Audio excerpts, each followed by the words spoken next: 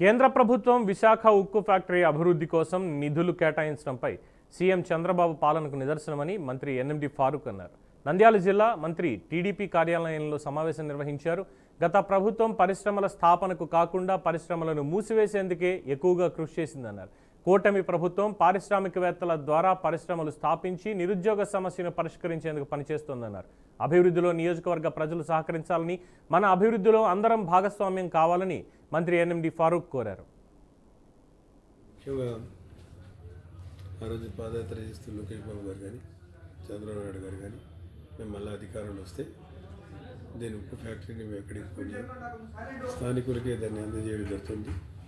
దానికి కావాల్సిన నిధులు కూడా అందజేస్తామని చెప్పడం 11,440 కోట్ల రూపాయలు ఈరోజు కేంద్ర ప్రభుత్వం మనకు రాయితీగా ఇచ్చిందంటే మనం ఆలోచించాల్సిన అవసరం ఉంది. తర్వాత స్టీల్ ఫ్యాక్టరీ కూడా వచ్చి చేపాలి.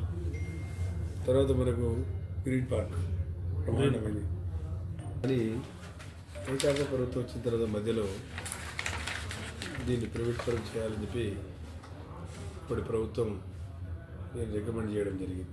ముఖ్యంగా